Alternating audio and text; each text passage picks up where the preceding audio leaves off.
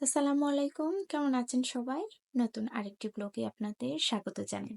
আজকে বৃহস্পতিবার, বেলা এখন 12:30টার মতো বাজে। আজকে অপারেশন থিয়েটারে কোনো কাজকর্ম না থাকায় আমি আমার ইনচার্জকে বলে তার পারমিশন নিয়ে একটু বেরিয়ে পড়েছি।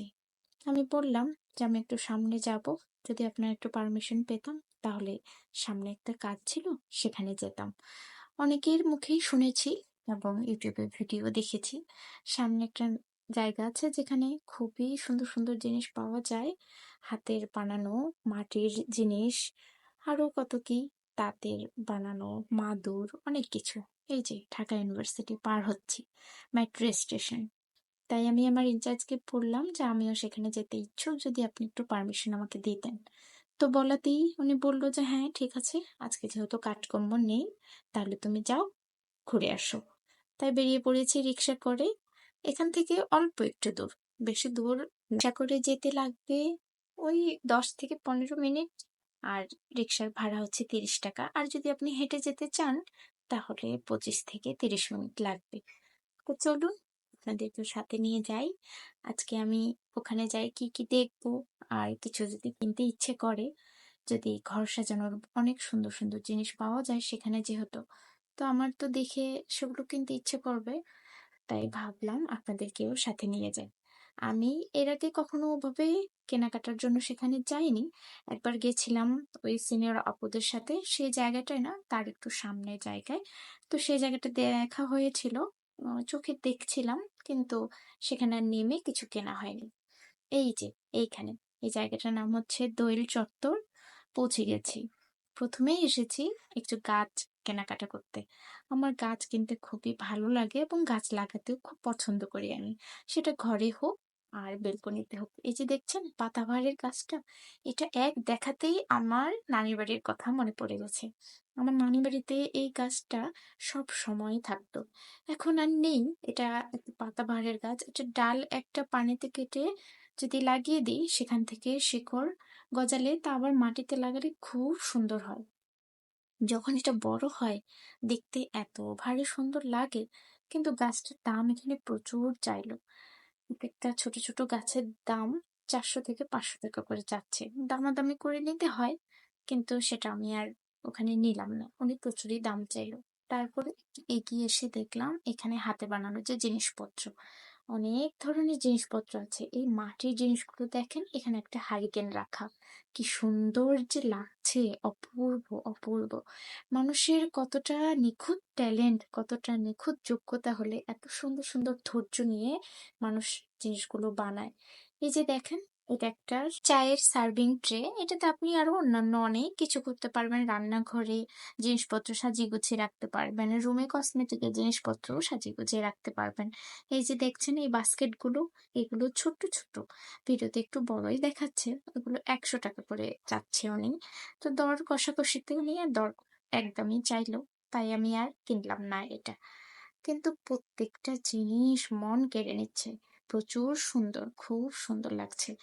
ওনার কাছে আমি বললাম যে এটার একটু যদি দামটা আপনি কমাতেন তাহলে আমি আরো 2-3টা নিতাম।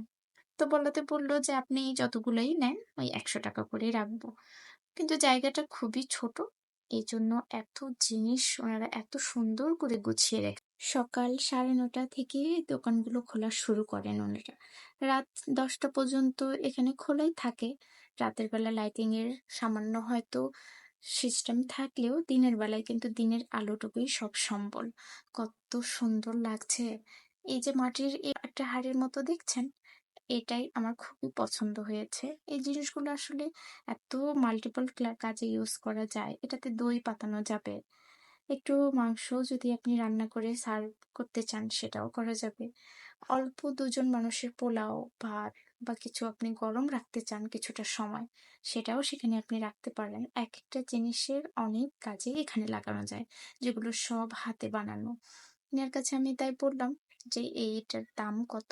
উনি তাতে দাম চাইলো এটা 350। একটু দর কষাকষি বললে আপনি আর একটু কমে নিতে পারবেন, কিন্তু এখানে প্রচুর বার্গেটিং করতে হয়, প্রচুর দাম চায় ওনারা, সেভাবেই দাম করে জিনিসগুলো নিতে হয়।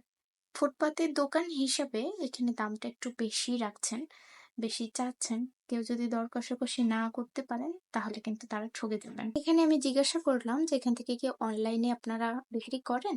তা উনি বলল যে না, এখান থেকে অনলাইনে বিক্রি করা হয় না, এখানে যাই বিক্রি করা হয় সরাসরি নিয়ে সরাসরি এসে আপনারা নিতে পারবেন। মাটির ডিনার সেট পর্যন্ত এখানে বিক্রি করা হয়।